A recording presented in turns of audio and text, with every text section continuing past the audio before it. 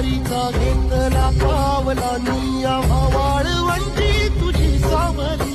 गळा भेट घेण्या भीमेची निघाली तुझ्या राम घोषात इंद्रायणी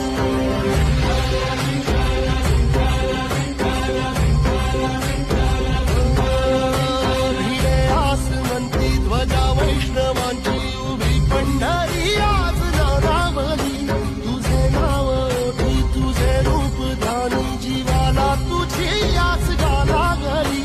जरी बाप साऱ्या जगाचा परी तू आम्हारे कर